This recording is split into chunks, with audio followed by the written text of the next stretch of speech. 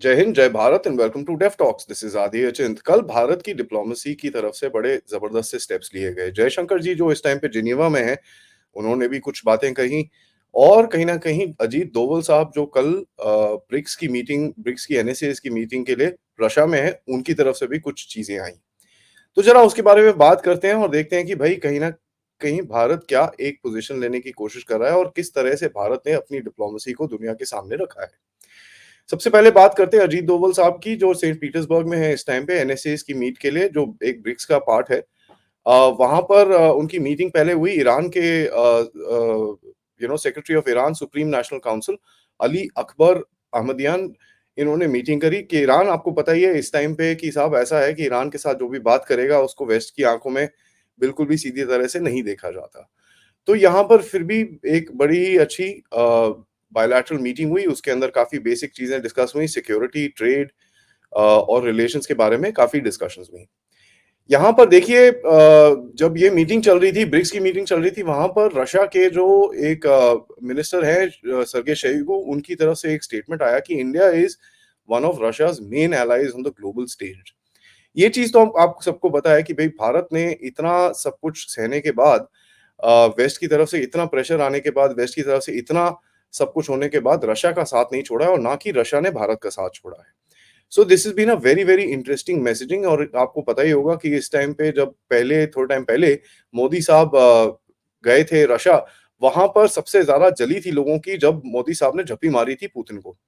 और लोगों ने इतना तक बोल दिया था कि यार ये तो हगिंग द डेविल और ये वो काफ़ी सारे बड़े-बड़े डायलॉग दिए गए थे और मोदी साहब की झप्पी के ऊपर मतलब पूरे ऑप-एड्स लिखे गए थे। तो इन आपको समझ में आना चाहिए कि जब ऐसी ऐसी पोज़ीशनिंग होती है और दोबारा से ही उसको रीइन्फोर्स किया जाता है, तो आपको समझ में आना चाहिए कि कहाँ चल रहा है। देखिए, मोदी साहब गए थे पुतिन से मिलने के लिए, उसके बाद वापस आए, फिर गए ज़ेलेंस्की से मिलने के लिए और उसके बाद मोदी और पुतिन साहब की बातें 2 बारी और हो चुकी हैं। उसके जॉइंट एक का जॉइंट स्टेटमेंट आया, एक का it was a casual conversation, उसका कोई जॉइंट स्टेटमेंट नहीं आया है। तो ये आप सबको पता है कि मोदी साहब इज़ ट्राइंग कि भई भारत किसी तरह से एक ऐसी पोज़ीशन में आ जाए कि कहीं न कहीं यूक्रेन के और रशिया के बीच में जो डिफरेंसेस हैं, उसको रिज़ॉल्व करने की एक कोशिश की जाए। मैं ये नहीं बोल रहा रिज़ॉल्व कर लेंगे, मैं बोल रहा हूँ एक कोशिश की जाए।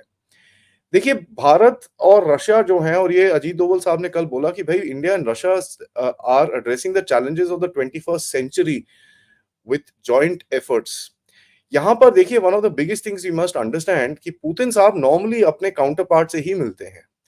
कल लेकिन उन्होंने टाइम दिया अजीत डोभाल साहब को और उसके अंदर जो बातें की गईं, वहाँ पर बड़ा क्लियरली उनको बताया गया कि भई किस तरह से जो भारत का एक एफर्ट है यूक्रेन के अंदर, उसमें क्या-क्या हुआ। और उसके बाद पुतिन साहब की तरफ से भी एक स्टेटमेंट आया कि साहब हम लोग एक कोशिश करेंगे कि मोदी साहब के साथ 22 अक्टूबर को या 21 अक्टूबर को हम एक मीटिंग करें। तो वो एक मीटिंग रहेगी जब मोदी साहब रहेंगे कज़ान में ब्रिक्स समिट के टाइम पे। तो एक बायलैटरल मीटिंग करने की बात करी गई और इसी सब्जेक्ट के ऊपर, यूक्रेन के सब्जेक्ट को किस तरह आगे लेके जाया जाए, उसके बारे में बात की जाएगी। यहाँ पर देखिए, जयशंकर जी ने भी कुछ बड़े स्ट्रॉन्ग से स्टेटमेंट डाले। उन्होंने बोला, वो जेनीवा में थे, उन्होंने बोला उनका एक टॉक सा था, उन्होंने बोला कि साहब जब जी7 था, उस टाइम पे हम जी20 लेके आए और दुनिया में जी20 बना। तो ये अभी ब्रिक्स के पीछे इतना क्यों चक्कर है? क्योंकि जब ब्रिक्स लेके आए हैं तो लोग बोलते हैं भाई जी20 इनवैलिड हो जाएगा। तो ऐसी कोई बात नहीं है, क्योंकि ये प्लेटफ़ॉर्म्स हैं, हर चीज़ का अलग पर्पस है एंड कहीं न कहीं हम लोग एक उस पर्पस की तरफ आगे बढ़ने की कोशिश कर रहे हैं। उन्होंने एक बड़ा अच्छा-सा इंटरेस्टिंग सा स्टेटमेंट दिया। उन्होंने बोला कि यार एक क्लब था आपका, जी7, जिसके अंदर आप किसी को घुसने नहीं देते थे।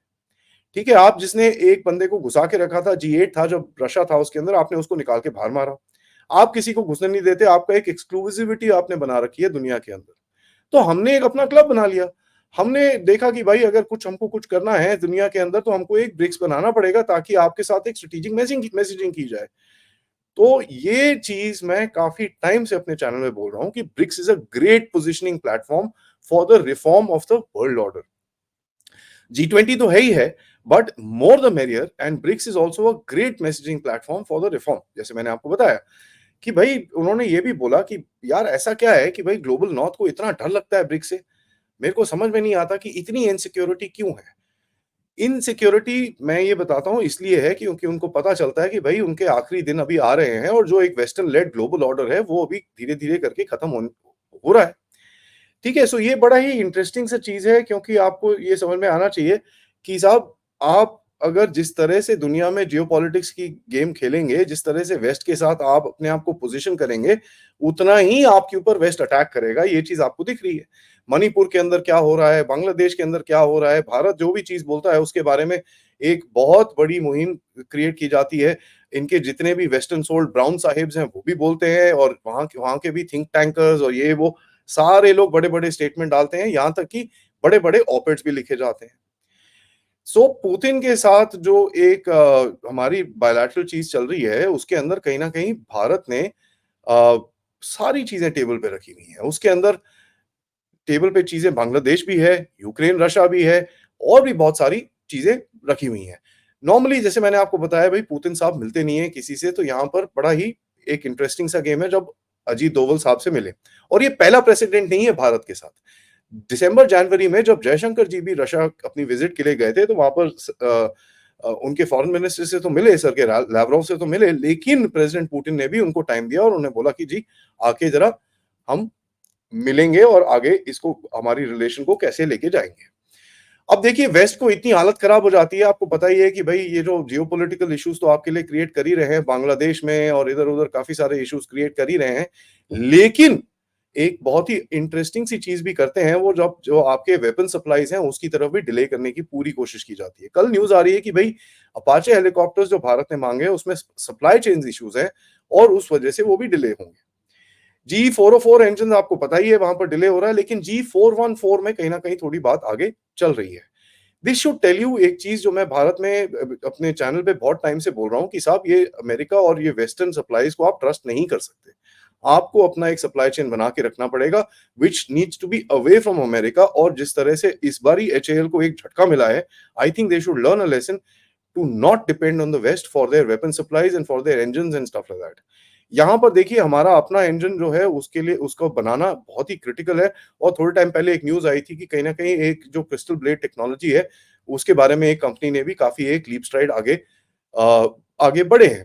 सो देखते हैं वो गेम कैसे आगे जाती है क्योंकि भारत को क्रिटिकल टेक्नोलॉजीज़ के अंदर सेल्फ सस्टेनेंस अपने आप करनी पड़ेगी। यहाँ पर तो मैं ये भी बोलूँगा कि भई रशिया, फ्रांस किसी के ऊपर डिपेंड करने की कोई ज़रूरत नहीं है। अभी फॉर द टाइम बीइंग अगर आपको जो भी चीज़ें चाहिए आप लीजिए, लेकिन अपनी टेक्नोलॉजी बनाना will be critical because the West will ensure कि भई आपके पास कुछ कुछ भी ना मिले। अब आप देखिए पाकिस्तान की तरफ से प्रोवोकेशंस हो रही हैं भारत के अंदर, बांग्लादेश की तरफ से प्रोवोकेशंस हो रही हैं भारत के अंदर और ये चीज़ अगर आपको कोई बोले कि भई बिना वेस्टर्न इंटरफेरेंस के हो रही है, तो भई थोड़ा-सा फिर देखना पड़ेगा। डोनाल्ड लू साहब इस टाइम पे बांग्लादेश में हैं, जहाँ पर अब जो रेजिम चेंज स्पेशलिस्ट हैं, वो अपनी रेजिम को सेट करने वहाँ पर गए हैं। ठीक है? भारत में आए थे, भारत में तो इतना कुछ उनको टाइम ऑफ डे मिला नहीं क्योंकि यहाँ पर भी कोई है नहीं। जयशंकर जी ट्रैवल कर रहे हैं तो कोई एक फॉरेन सेक्रेटरी लेवल या उससे लोअर लेवल में उनसे मिला होगा एंड उसको वहाँ पर साइड कर दिया होगा। देखिए अब वेस्ट भी थोड़ा पोज़ीशनिंग करने की कोशिश करेगा भारत के साथ क्योंकि अभी कल ही जैसे ही ये सब बातें हो रही थी, तो अब आपको पता ही है मोदी साहब जा रहे हैं अमेरिका। मोदी साहब जा रहे हैं अमेरिका लेकिन मोदी साहब is not addressing the UNGA. वो यूएनजीए का एड्रेस करेंगे जयशंकर जी। मोदी साहब जा रहे हैं वहाँ पर America to basically meet the diaspora. उसी बीच में वेस्ट की तरफ से अमेरिका की तरफ से बोला गया है कि भई ये क्वाड समिट हम करेंगे सितंबर 21 तारीख को जब मोदी साहब वहाँ पर होंगे और दूसरा अगला जो क्वाड समिट होगा वो किया जाएगा भारत की तरफ से और इसका एक अनाउंसमेंट व्हाइट हाउस की तरफ से कल आ गया। तो ये बड़ी इंटरेस्टिंग सी एक पोजिशनिंग गेम चल रही है भारत के साथ। आपको दिखता है कि भई इतने टाइम से भारत एक जो सेंट्रल फोर्स है, एक सेंट्रल पावर बन के बाहर निकल रहा है। मैं उसको थर्ड पोल नहीं बोलूँगा बट एक एक ज़बरदस्त पावर बन के बाहर निकल रहा है। दोनों तरफ से उसकी तरफ बहुत कोटिंग की जा रही है।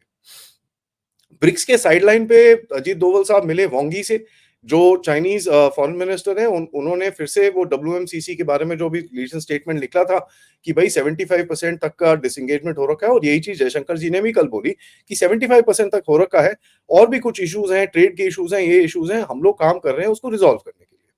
मैं तो काफ़ी टाइम से बोल रहा हूँ यार अगर चाइना को थोड़ी बहुत अकल आती, तो इन चीज़ों को वो रिज़ॉल्व करता।